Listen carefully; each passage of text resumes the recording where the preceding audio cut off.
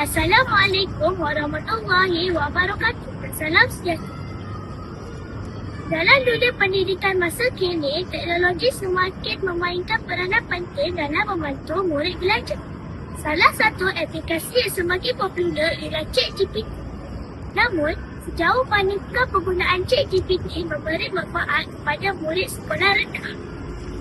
ChatGPT ialah teknologi kecerdasan buatan yang mampu menjawab soalan, memberi penerangan dan membantu murid memahami sesuatu topik dengan lebih mudah.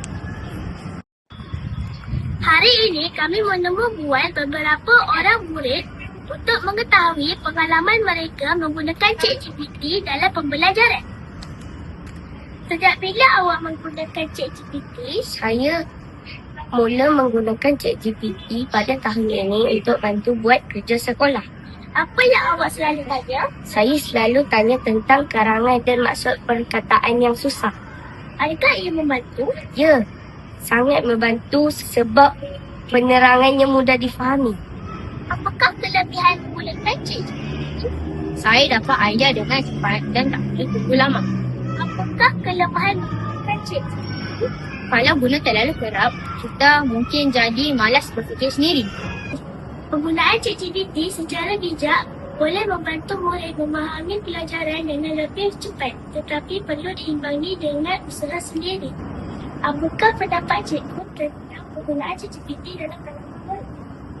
Pada pendapat cikgu, penggunaan ChatGPT dalam kalangan murid perlu, tapi seperti yang kamu nyatakan tadi, perlu diimbangi dengan usaha sendiri. Kerana apabila murid menggunakan ChatGPT, mereka terus mendapatkan jawapan. Tetapi kadang-kadang jawapan tersebut di luar silibus mereka. Maksudnya di satu tahap yang lebih tinggi menyebabkan mereka tahu itu jawapannya. Tetapi kalau secara dasarnya mereka kurang faham kenapa jawapan itu yang dikeluarkan oleh ChatGPT. Jadi sebab itu penggunaan ChatGPT perlu diimbangi oleh usaha murid itu sendiri dan perlu melalui rujukan. Apa pandangan cikgu tentang penggunaan ChatGPT dalam kalangan murid? Pada pandangan cikgu, ChatGPT merupakan alat pembelajaran yang baik jika digunakan dengan cara yang betul.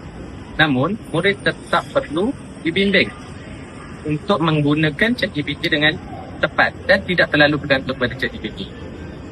Yang penting, murid tetap perlu membaca, menulis, bertanya dan berfikir agar kemahiran berfikir murid boleh dipertingkatkan.